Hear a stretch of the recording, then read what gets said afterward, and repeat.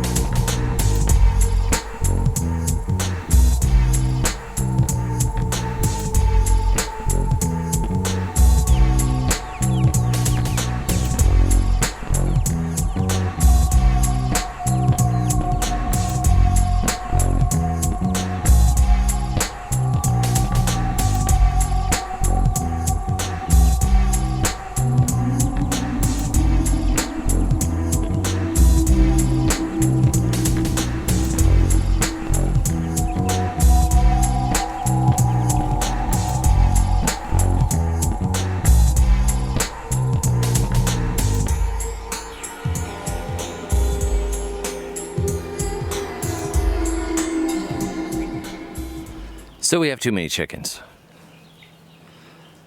I ordered 65 birds and I was sent 107 because they weren't able to get one of the birds that I wanted, and so they decided to load me up with other stuff. And I gotta say, I'm very happy, and I'm gonna put a link to the hatchery below, but it created a bit of a logistical problem here.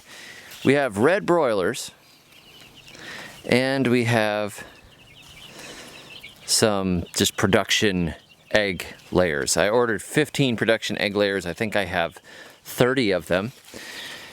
And I ordered 50 broilers, and I have something like 70. A few of the birds die, which is pretty common when you have chicks. Chicks are not really that nice to each other. You know, they get in slap fights and stuff. One of them gets an injured foot and it's over. The other one will beat them to death. So what we decided to do is try to make a lighter tractor system. Instead of a stationary coop setup, this is all made of PVC, but we actually had to go to 4 different hardware stores to make this happen. 4 different hardware stores, because there's a shortage in PVC. So I had to go 3 different places to get enough of these joints, these T-joints. And I had to get wire from 2 different places.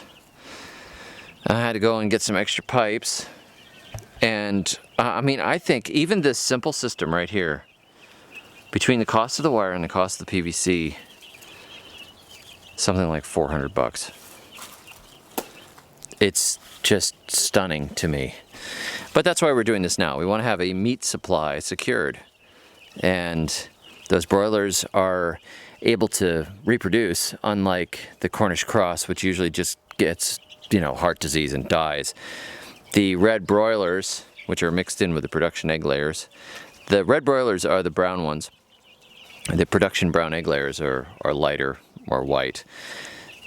They are able to breed, reproduce, lay eggs, be a self-perpetuating variety. They're not a hybrid. They're more of a, I guess with plants you would call it a land race. More of a land race. So we can eat some of them and then hatch out others, and maybe we'll let some of our Orpingtons sit on the eggs or something. But they're bred for good meat. They take longer than your regular Cornish Cross. They take almost twice as long, but it's a higher quality meat, more flavorful.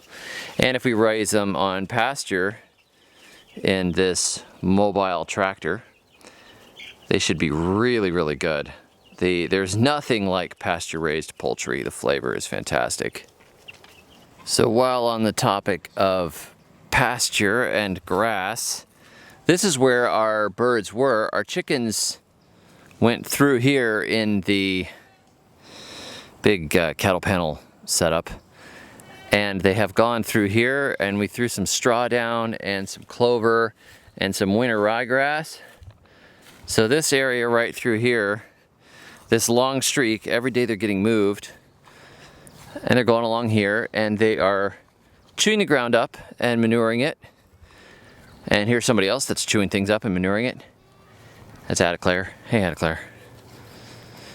And this whole area is getting planted, so we actually have pasture. Hey, Clementine.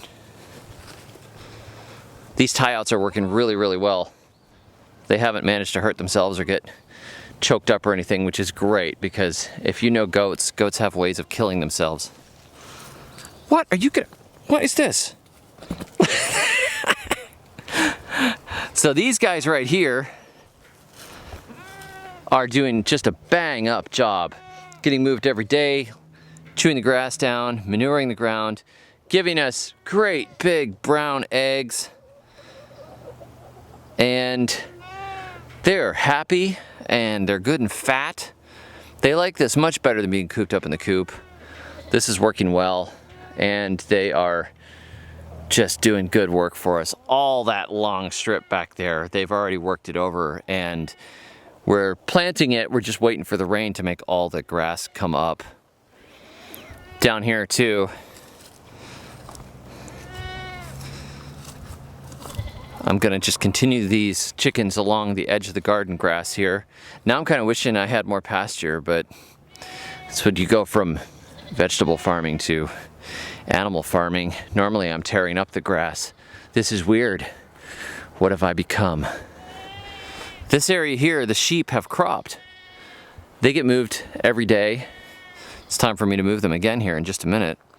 They get moved every day, so they get a new 16 by 16 section. You can see this here is uncropped, and then you see how it gets kind of brown? That's been cropped. They mow the lawn. So they're mowing right now, and as they mow, they leave their manure, and they increase the grass. Look at droppings everywhere. It's the weird part of YouTube. But they are just doing great, and this system is working really well. The carabiner clips at the corners just drag it. They've got a bit of a mineral block out there, and then got water, put fresh water in the bucket. And then they're just improving the pasture, and bit by bit they can chew themselves. They can chew up all the grass back here and help themselves and turn all this grass into sheep. And when they have babies, I might even try milking them. That would be kind of cool. Actually, if you're interested in that sort of thing, milk sheep, I posted a really fantastically interesting video on my blog from Kirsten Dirksen, and that is just so cool. It's this homeless guy raising sheep, and he's like milking sheep in the parking lot of Dollar General. Look, you don't see that kind of thing every day. That is extreme preparedness. Like, the guy's a genius. Anyhow, if you want to see like the most outrageously different lifestyle that you've ever seen, and a guy that's really legitimately sharp, but living like a modern nomad, I'll put a link below. It's really cool. So I have got to go put these girls away, and I'm gonna go put a tarp over the top of the chickens. And see, she's crazy. She wants me to feed her. She knows that I've got treats, and she'll follow me back to her enclosure, but unfortunately I don't have anybody to film it right now because it's so cute, but we'll do that some other time. Thanks for watching. I'll let you know how all of the grazing and the structures work out. The PVC tractor that we just built is an 8x12, and I think it's going to work out pretty well. It's way lighter than the one we're using. Until next time, may your grass always be green.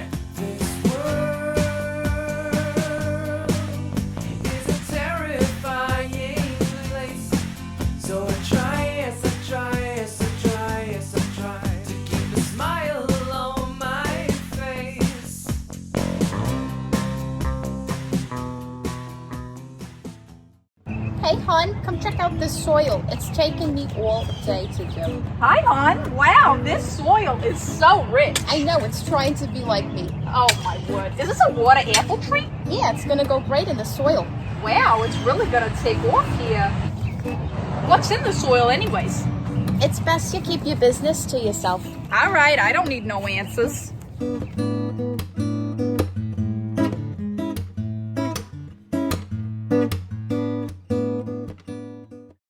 Do you throw banana peels in the trash? Are your coffee grounds also being thrown in the trash? Do you compost ham? Are you sick and tired of all the rules about composting?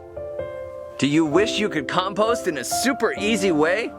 And stop throwing things in a landfill? And stop being a terrible person? Click on the link below and sign up and get my new composting booklet, which shows you how to compost easily and simply with hardly any work at all. It's insane how easy it is because it follows natural principles. Sign up now. Quantities are not limited.